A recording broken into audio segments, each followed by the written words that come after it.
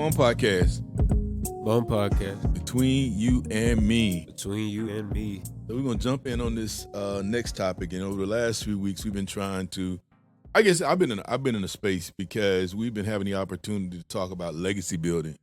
Right. And so this in so many different facets of legacy building and, you know, some of the things that we've done with you and for you and how you've received those things, and even, you know, talking about how we can together going forward as a family, as a race, as a people, as a, you know, whatever, how we can move to the next level, help everybody move to the next level. Help, man, it's help everyone move to the next level.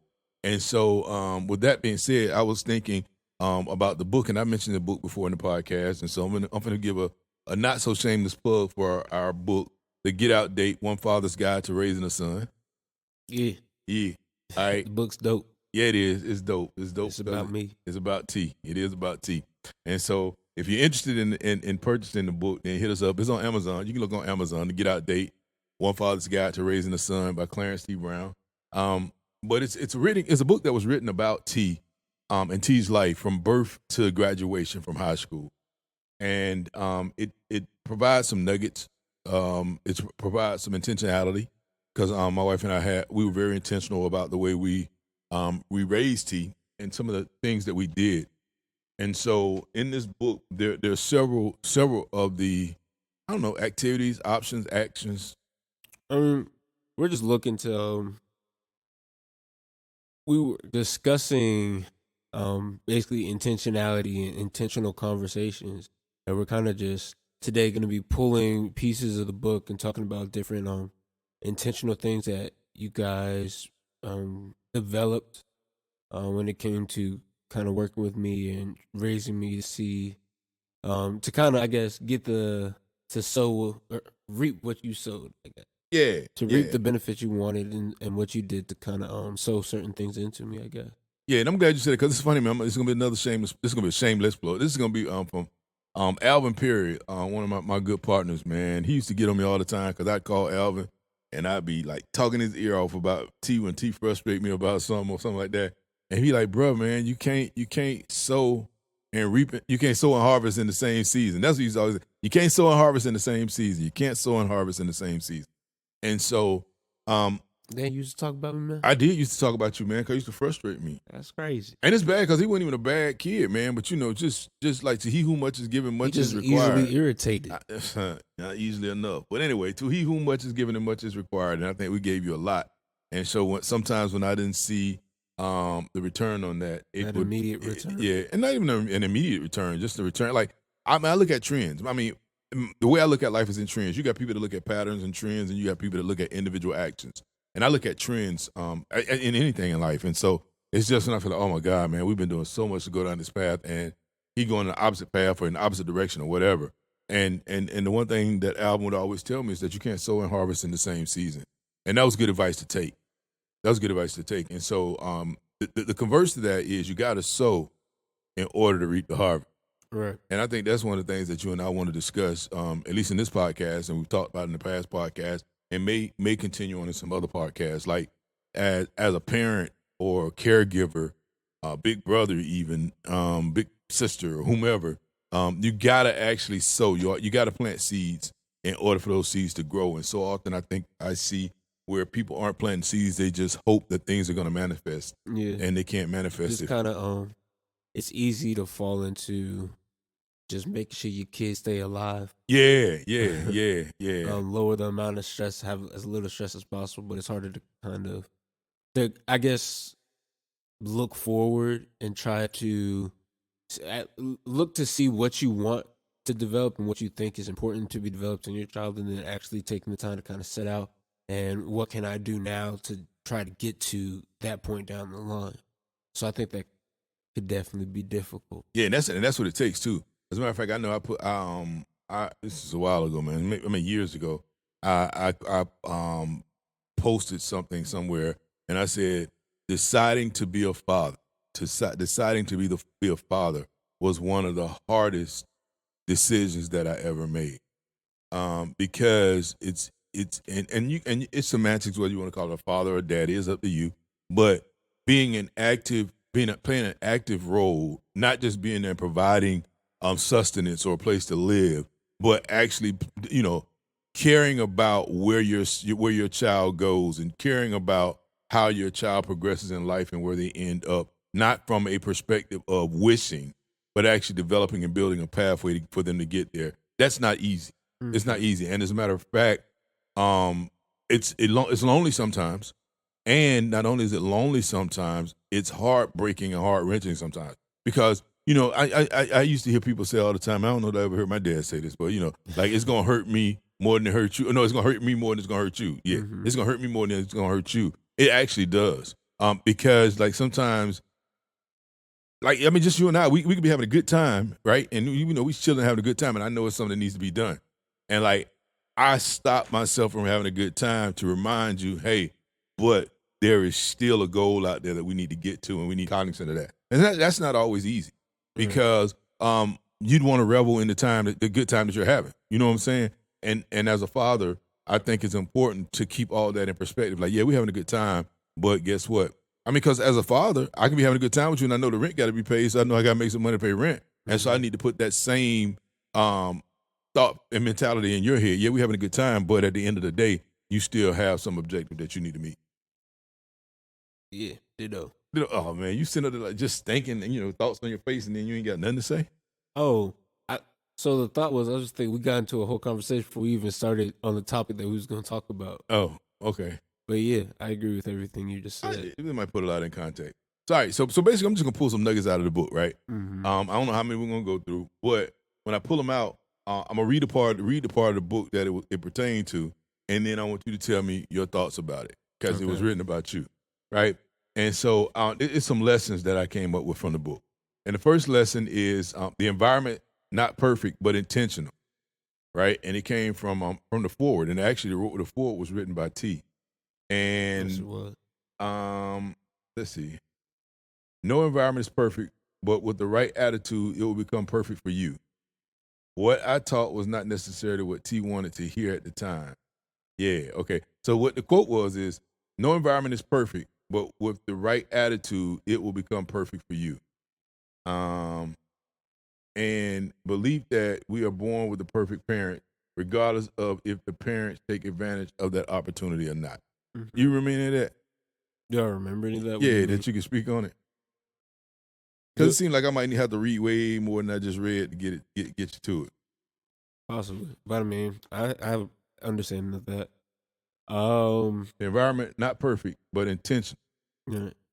It's one of those things that's almost like everything happens for a reason, and the environment that you're in, or you grow up in, or you develop in, may not be the quote unquote perfect environment or perfect situation. It might not just be easy or all sunshine and rainbows and all that. It may be some hardships there, but it's the perfect environment to develop you into what you develop into.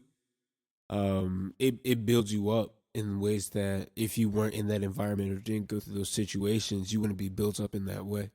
And so I think that's what it means by there's no perfect environment. Right. Also with kind of the perfect parents, I know you even talked about, like you talked to me before, like even with you and your parents, like things that just dealing with any parent in general that you don't always like, about maybe your parent or your relationship with your parent, or how your parent handles one thing with you, but like that, it's not necessarily a bad thing just because you don't appreciate it at the time. Yeah, you can go forth and really appreciate that later because you didn't really, I guess, have the foresight of what your life or how it developed you or how it was going to help you for, I guess, things in the future. Yeah, because we was in the picture frame. Right. And because being in the picture frame, you can't see the whole picture. But your parents is looking at a larger picture and trying to do stuff based on that larger picture. And I know I was even having a conversation with a friend at one point, and she was just talking about like stuff that she was going through with her parents and all that kind of thing, and like the persistent problems that she was having. And one of the words of advice I guess I had to offer to her, that I found to offer it to her, was that this is just preparing you for something you're gonna have to deal with down the line, Mm-hmm. and you're gonna be so well prepared because of this situation now for that situation in the future that you might even find some sort of appreciation for what you're going through now. So kind of try to find that appreciation in the moment instead of finding it later down the line. And just think about how this can help me later in life. And I think that's good advice. I think that's great advice because we don't always see the reason for it. But the thing is, if we got to go through it, we might as well take advantage of it. Right. You know what I'm saying? And that's a lesson for life. I'm fond of saying like you said, we have the perfect parents. And I even think back to my childhood. Like my dad, some of the things that my dad did when I was a child, he used to do. My dad was a DJ, which I wasn't, but you are. And so and having that understanding certainly helped. But my dad used to run sound systems. You know what I'm saying? And when I did, I used to go just to hang out with my dad, and he used to give me little tasks to do while we were doing it. It's not that I thought that was going to ever be of any use in my life until you came along and you became a DJ, and a musician for that matter. And then I used to have to go with you, or not have to, but I chose to go with you and kind of help you to run the speakers and run wires and do that kind of thing. And so it's like at the time, I mean, I didn't think that what I was doing with my dad was of any consequence. I just thought it's what he was doing. Right. But that actually helped, but not even that. And that's just a small portion. My dad was always in the youth. Right. Like he was always in the youth. I mean, as a matter of fact, I honestly, like I used to resent it sometimes, but he was always into youth. And so him and how he cared for youth and how he put himself out there actually was a lesson to me as I grew older, because I never thought I was going to be in the youth and working with youth. And I find myself, I mean, that's like my passion, And so like God gave me the perfect parent, regardless of how I felt about it when I was under him, under his care, regardless of how I felt about it, God had given me a model sitting in front of me that would be something that I would benefit from when I ultimately got to where I wanted to go. And so kudos to my dad for doing that. But to all the other fathers that are out there, just model, be you, be who you are, because God gave you the perfect child. And if you're not selfish about what you give and who you are, then there's a lesson there for them to be connected to. I think that was a great tie-up. Was that a tie-up? Good job, sir. I appreciate that, bro. I appreciate that. So we're going to go on to the next one. The next one, it says, becoming response able. Becoming response able. And then, I got to go all the way to page 43 from the book to talk about becoming response able. That's interesting. Why I would go that far. But becoming response able. And then it says, prepare for the bounce. When life happens, explain what rock bottom means and how everyone's rock bottom is inevitable and different. Yeah. Yeah. I like that. Go ahead. You got anything to say about it? Because I got a lot to say about that. You have a lot to say. I do. When you said it that way, it almost made it sound dreary. Everybody will hit rock bottom. But I definitely think there's truth to it. It's a true statement. Everybody's rock bottom looks different. Yep. Rock bottom doesn't necessarily have to mean the bottom. Yeah, the bottom, living out in the streets cracked up or something. Right. The bottom could just be like it's really just a moment where, all right, this is something has happened, something possibly negative, and this has become my motivation, my drive to make sure that I never get this low again. Yeah. And so I work all the harder because of that. And I guess that's just talking about your bounce back. Your bounce back. Because we had an issue with that, you and I. You remember that? I had no issue. I sure had to see. That was another one of them times, man. Like I had an issue. Because you couldn't tell whether you reached rock bottom or not. Because he'd be saying stuff, and I'm like, well, I guess it was just things that we saw differently. Mm-hmm. Because he kept, like, I would go through something, he'd be like, is this rock bottom for you? Whereas for me, I guess some things were negative, but some things weren't that negative to me. And then I always had that, how am I supposed to know? Yeah, that was how am I supposed to know? My thing is, at the end of the day, it's a decision. It's a decision. It's at the end of the day, it's a decision. Kinda. Like, no, it's a decision. Like, say for instance, if we just use school and grades, right? Just say for instance, you go to school and you come out with all B's, right? You can decide that that's my rock bottom. I don't want all B's. I'm done with B's. I'm gonna be a 4.0 student from now on because I don't like the fact that I can't say that I'm, summa cum laude or magna cum laude, what oh laude, whatever. You know what I'm saying? Mm-hmm. So you determine your rock bottom, and you determine that what I've been through is enough to now be cognizant of everything that I go through. Because I think sometimes we go through things and we have to react to them, and that puts us at rock bottom. And so the one thing I talk about, especially when I'm as it pertains to the book, I was saying everybody gonna hit a rock bottom. We don't know what that rock bottom is. We can't define that rock bottom, but everybody's gonna hit a rock bottom. And as a parent, my job as the parent is actually to prepare my child, in this case my son, for the bounce.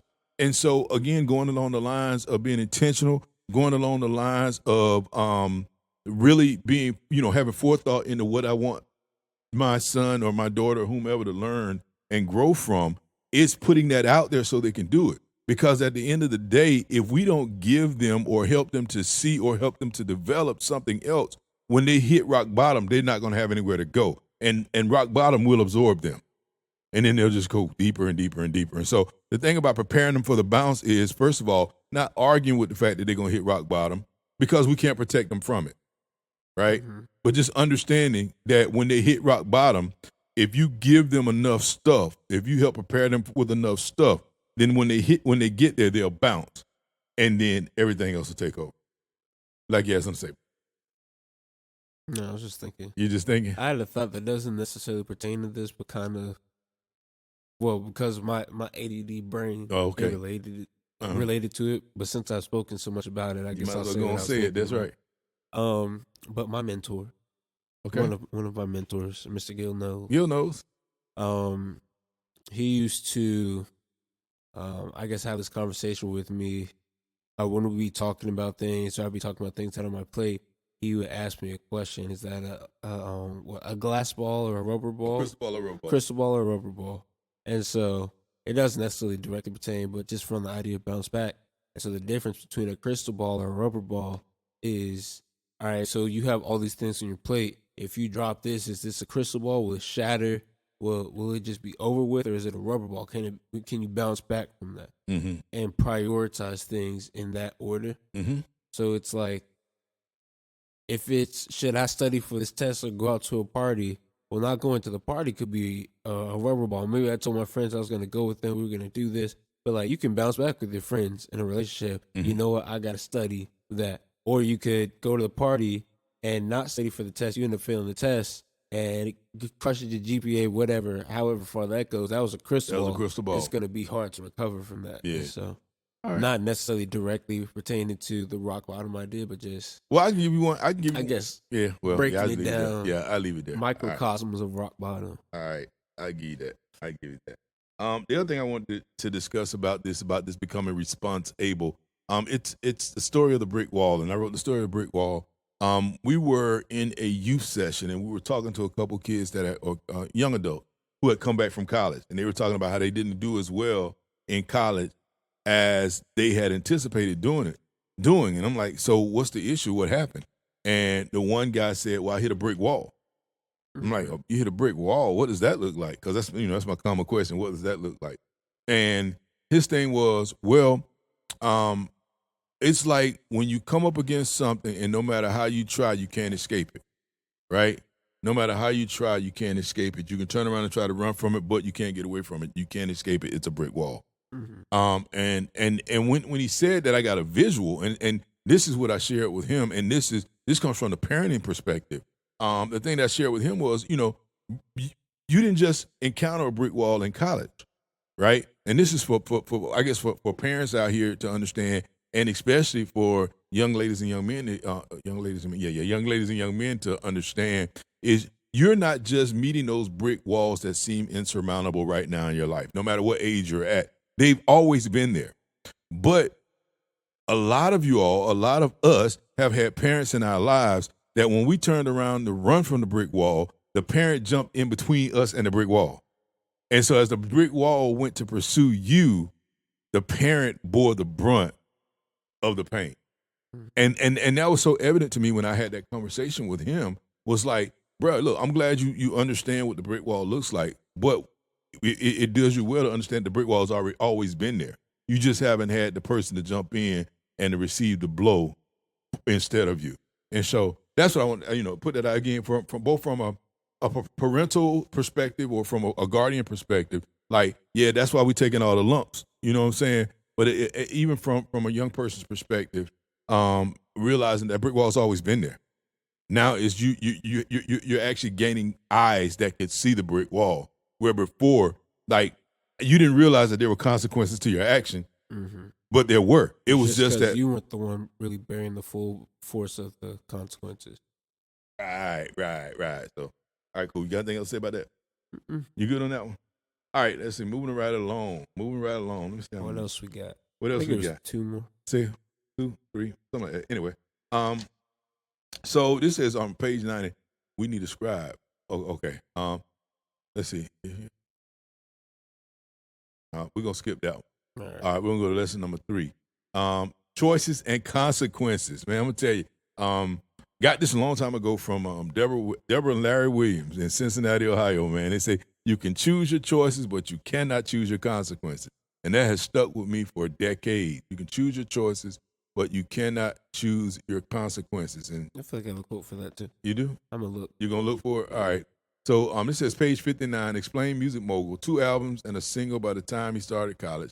Yeah. So my son's a music mogul. At least he used to be. I was inconsequential. Now he's a I ain't gonna say. But anyway, so you don't believe in me anymore. I haven't seen any fruits of the labor. Anyway, so I guess this one we're just talking about. You can choose your choice, but you cannot choose your consequences. How what you do today can affect you for a lifetime. Yeah, just understanding that.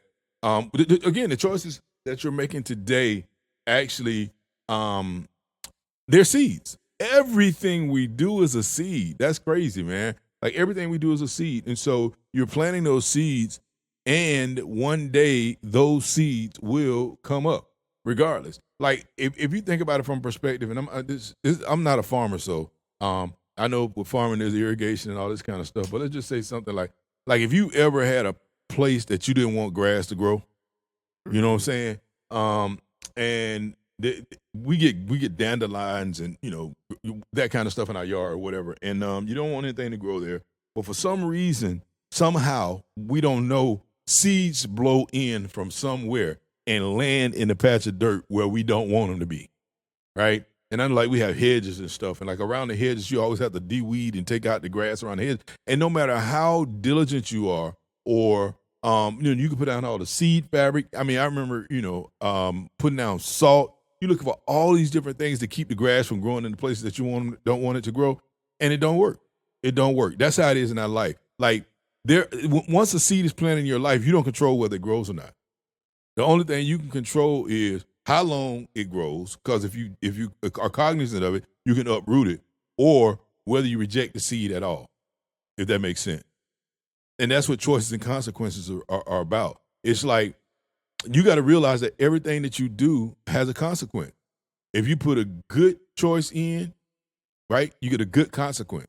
You put a bad choice in, you get a bad consequence. You don't get to choose what the consequence is. You only get to choose the seed. Go ahead.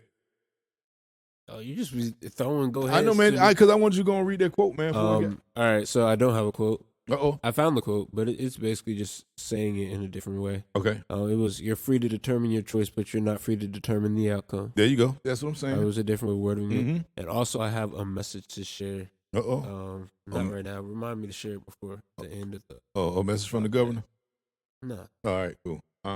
So that's choices. I talked about how the choice of the conduit, delaying gratification on actions could lead to more responsible or mature decisions that yield better consequences. I mean, that's amazing. That's crazy. It's crazy. I think about, and I've looked at some of the things that, and it's man, I got a million thoughts going through my head as always. I'm so happy that having you came in year 10 and not in year 1. No, yeah. All right. And I tell T that often, like, so explain that. Yeah, if I had have had T, I was married for about 10 years before T came, right? Had I had T in year 1, that'd be crazy. He'd be crazy. My mindset in year 1 wasn't a responsible mindset. I mean, it was hang out, kicking it with the fellas, doing all kinds of stuff mindset. And in my mind, as a young man, I remember vividly, I saw this when I was a young man. I was in high school. I saw this dude, and he had a son, and him and his son had on the same kind of shirt. Him and his son had the same earring in their ear, and his son must have been 3-4 years old. And I thought that was the coolest thing in the world, man. I was like, man, that's it. That's him and his little homie. And that was my idea of what fatherhood was about, man. It was like, I'm gonna have a little homie, right? And so, had I had T in year one, or my wife and I had T in year one, T would have been my little homie. And it just so happens that I had 10 years of experience, 10 years of brick walls. I had the opportunity to hit rock bottom and bounce. All of those things that happened in my life that matured me, so that when T finally came on the scene, I had a different mindset or a different mentality. And so that's so important, because as I then raised T, I looked at from a different place. What I saw in that man was immediate gratification. It's like, I want my son to be just like me right now. And I don't think any parent really wants their child to be just like them. They in most cases, they want their child to be better than them, right? And so in order for my child to be better than me, I can't raise him up to be me. I got to raise him up to be better than me. And I don't even say that that's in most cases. Say what? I would maybe even say the inverse of that. Okay, give it to me. I would think that the idea of wanting your child to be better than you is more likely developed along the line, like further down the line, than people having that idea over it. Well, see, I'm telling you, for me, again, in year one, when I was 20, I would have wanted you to be just like me. Right. In year 30, because I had experience, right, I realized the person that I am is flawed. And I don't want to make a clone of me, because if I make a clone of me, that clone is flawed. So coming out of the womb, I knew I wanted you to be better than me. Right, I know. Okay, so that's. But I was saying, because you said in most cases you feel like people will be more so like that, didn't you? Or did I mishear you? Right. What I'm saying is, I think we all want our kids to be better than us. Right, and that's what I was saying, the inverse. But if we got kids, you think even after you have a kid, you think you want them to be just like you? Right, that's what I'm saying. I was thinking after you have a kid, you'd want them possibly to be better than you. But like, I feel like the mentality that you had initially, that I want kind of like a mini me, a person like me, is more likely to be the first thought, at least when you're younger and have a child. Right, and I agree with that. I agree with that when you're younger and have a child, which is, I guess, the whole point I was trying to make. So just like the 10 years of experience. The 10 years of experience is the thing that helped me. Because like, actually, it got you more in that legacy mindset. Right, it got me more in the legacy mindset.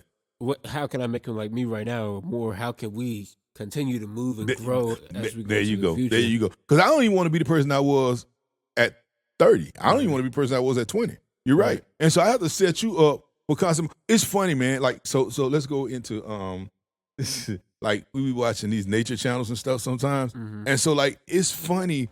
Like, do you understand that a whale never beaches itself to have a baby? Okay. You're trying to say, where am I going with that, right? Yeah, okay. What do you mean? The whale swims, gives birth, the baby comes out and swims alongside the whale.